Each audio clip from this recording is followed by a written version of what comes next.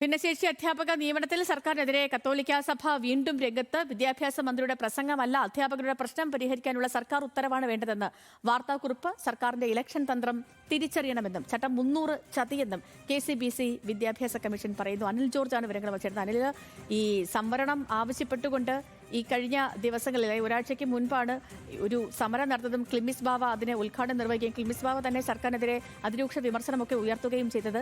ഇപ്പോൾ ഇന്ന് വിദ്യാഭ്യാസ മന്ത്രി സഭയിൽ പ്രസ്താവന നടത്തി. പക്ഷേ അതുകൊണ്ടും സഭയെ തണുപ്പിക്കാൻ കഴിയുന്നില്ല. വിവരങ്ങൾ എങ്ങനെയാണ്? സേതു, ചട്ടം 300ലും സഭയ്ക്ക് ഒട്ടും സംതൃപ്തിയില്ല എന്നാണ് പുറത്തുവരുന്ന വിവരങ്ങൾ. അതനുസരിച്ച് തന്നെയാണ് അവരുടെ വാർത്താക്കുറിപ്പ് പുറത്തിറങ്ങുകയും ചെയ്തിരിക്കുന്നത്.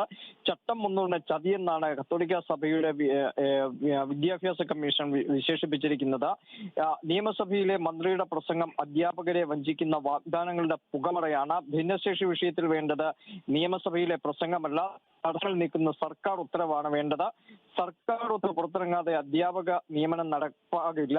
സർക്കാരിൻ്റെത് ഇലക്ഷൻ തന്ത്രമാണ്. ഈ തന്ത്രം തിരിച്ചറിയണമെന്നും വാർത്താക്കുറിപ്പിൽ പറയുകയും ചെയ്യുന്നു. ഈ സർക്കാരിന്റെ തുടക്കം മുതൽ തന്നെ ഈ വിഷയത്തിൽ സഭ സർക്കാരിനോട് ഇടഞ്ഞു തന്നെയാണ് നിന്നത്. പരസ്പരം കൊണ്ടും കൊടുത്തും മന്ത്രിയും സഭയും മുമ്പോട്ട് പോകുന്ന സാഹചര്യം ഉണ്ടായിരുന്നു. പിന്നീട് സർക്കാർ ഈ വിഷയത്തിൽ കുറച്ചുകൂടി സഭയോട് അനുകൂലമായ ഒരു നിലപാടിലേക്ക് കാര്യങ്ങൾ എത്തിക്കുമ്പോഴും സഭ ഒട്ടും തന്നെ അയയുന്ന മട്ടില്ല.